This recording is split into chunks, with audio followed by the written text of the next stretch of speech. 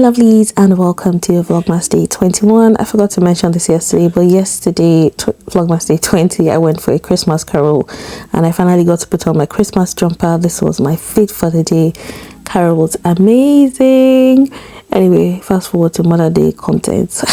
Hello. Don't judge me because what's under this bonnet is liable to make you guys unsubscribe, but this is my reality. This is my cornrow that I've been rocking for about 3 weeks now, and well, judge me not and you shall not be judged. I'm just going ahead with some olive oil and some water here in this spray pump, and I'm just going to saturate my hair, take down my cornrows, and basically install them again. That's exactly what I'm going to do, because strength and power to sort this hair out is currently not available. All I have strength for is just to braid this hair back in the same cornrow. So I'm just going to give it a brush, a thorough brush, try to get as much dirt off as possible, and then I'm just going to cornrow back just to make sure that I'm not losing too much hair. But you guys, remember when I cut my hair? I showed you guys that back in the village. Well, I cut it again since then, and this is my length check. Hair is growing really well. However, I just lack the motivation, the know-how, and just the right thing to do with this hair. But I know I do not want to retouch it again because it left my hair really damaged. So yeah, I'm just going to keep it natural, and once I get tired of it natural again, I'd rather cut it than relax my hair again. Let's just get into today's Bible study while we sort this hair out. Anyway, I'm just showing you my progress here, but today we're looking at Luke chapter 21, and this is quite a lengthy read, and it's packed with a lot of lessons and warnings, especially.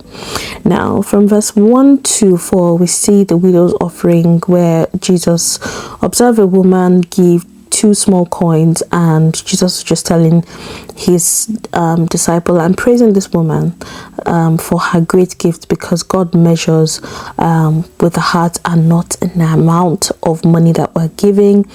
So that's something to note. From verse 5 to 6, we see Jesus predict the destruction of the temple, where Jesus is admiring a beautiful temple and foretells of its complete destruction. I think he was talking about his body there. From verse 7 to 11, we see signs of the end time and troubles to come, where Jesus warns about deception in the body of Christ. He also talks about signs that are common with what we're seeing in modern what we see today, which is earthquakes, famine, and plagues, and that these are just signs of the end and not the end of the world itself. And then we see from verse 12 to 19 persecution and witness, where followers of Christ will face arrest, betrayal, and hatred. But by standing firm, we stand to gain a lot with Christ.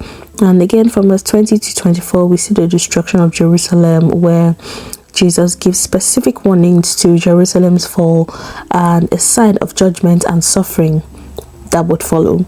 Again, we see from verse 25 to 28 the coming of the Son of Man, where, you know, we talk about his redemption.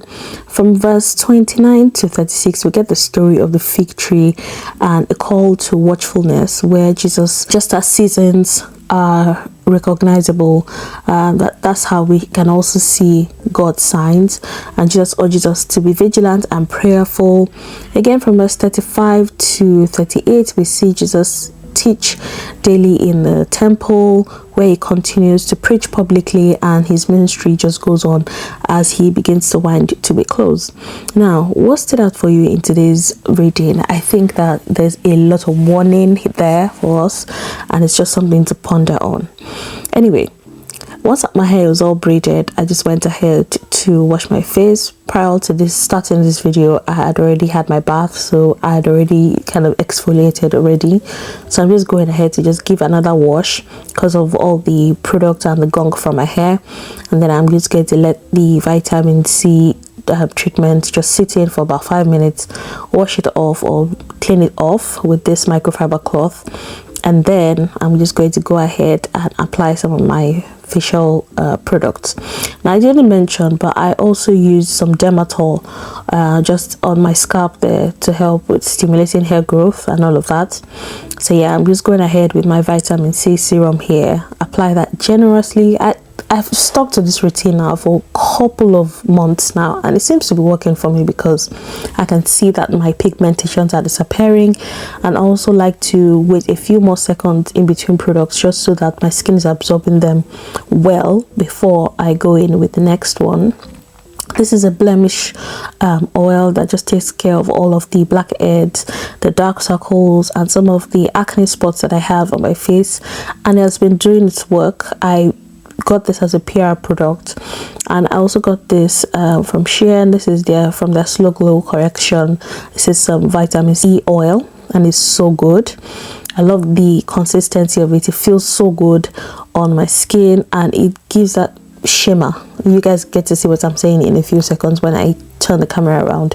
It shines, and it just keeps my skin hydrated for very, very long.